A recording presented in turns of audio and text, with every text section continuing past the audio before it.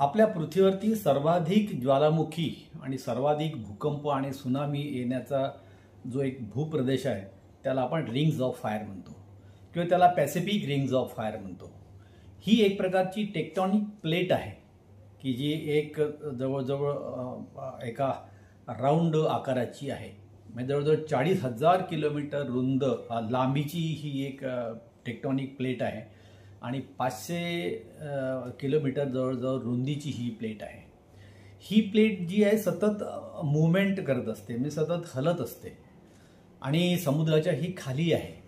त्याच्यामुळे प्रचंड मोठे भूकंप जे आहेत ते भूकंप या ठिकाणी येत असतात। म्हणजे जगामध्ये होणारे जे 90% भूकंप आहेत हे भूकंप या रिंग्स ऑफ फायर या एकाच भूकंप क्षेत्रामध्ये येत असतात आणि येथील जे भूकंप आहेत ते भूकंप जवळजवळ म्हणजे 6 ते 9 रिश्टर स्केल इतक्या मोठ्या आकाराचे भूकंप हे येत असतात।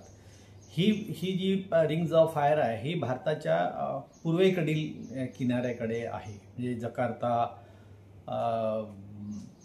ह्या इंडोनेशिया या भागापासून तर ती इकडे पुढे चायना प्लेट ज्याला म्हणतो आपण इकडे यापर्यंत, नंतर अमेरिका, उत्तर अमेरिका, दक्षिण अमेरिका या भागाकडे ही प्लेट येते। आत्ता जो भूकंप झाला रशियामध्ये, हा जो भूकंप झाला 8.8 रिक्टर स्केलचा, हा याच टेक्टॉनिक प्लेटच्या मूवमेंटमुळे किंवा ज्याला आपण रिंग्स ऑफ फायरमुळे झालेला आहे।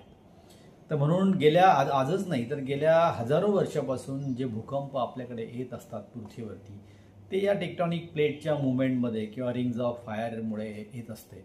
आणि म्हणून याला रिंग्स ऑफ फायर याचाच म्हणतात, कारण हे एक रिंग आहे आणि इथे सतत भूकंप येत असतात। म्हणजे दररोज कुठं ना कुठं छोटा मोठा भूकंप या ठिकाणी येत असतो। आणि मागच्या 2005 मध्ये भारतामध्ये जो भूकंप आला होता आपल्याकडे पूर्व किनाऱ्याकडे दक्षिणेकडे, हा भूकंप सुमात्रा, जावा या भागाकडनं, आणि ती जी सुनामी लाट आपल्यापर्यंत आलेली होती त्याचं प्रचंड नुकसान झालेलं आहे। तर अशा प्रकारचे भूकंप दरवर्षी 6 ते 7 रिश्टर स्केलचे भूकंप येतात आणि 9 रिश्टर स्केलचे भूकंप पण भविष्यात येऊ शकतात। ही जी टेक्टॉनिक प्लेटची जी मूवमेंट आहे रिंग्स ऑफ फायरमधली, ही याची गती जर पुन्हा वाढली तर भूकंपाचं क्षेत्र हे पुन्हा जास्त वाढण्याची शक्यता आहे आणि जगामध्ये जास्त भूकंप येण्याची शक्यता वर्तवण्यात येते।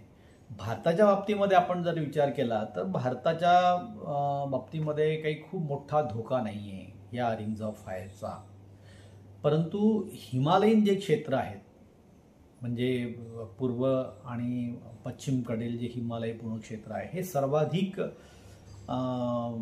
ॲक्टिव्ह टेक्टॉनिक प्लेट्सचं क्षेत्र आहे आणि आपल्याकडे 7 ते 8 रिश्टर स्केलचे भूकंपसुद्धा दर 2 वर्षांनी येत असतात। कारण भारतीय जी प्लेट आहे ती प्लेट चायना प्लेट या दोघांची टक्कर झाली आणि हिमालयाची निर्मिती झाली। अजूनही हिमालय त्याची उंची अजूनही वाढत आहेत आणि एक प्लेट आतमध्ये जमिनीमध्ये खोल जात आहे। त्याच्यामुळे भविष्यामध्ये आपल्या हिमालयीन क्षेत्रामध्ये भूकंप जर झाले तर उत्तर भारतापर्यंत याचा प्रभाव फार मोठा जाणवणार आहे।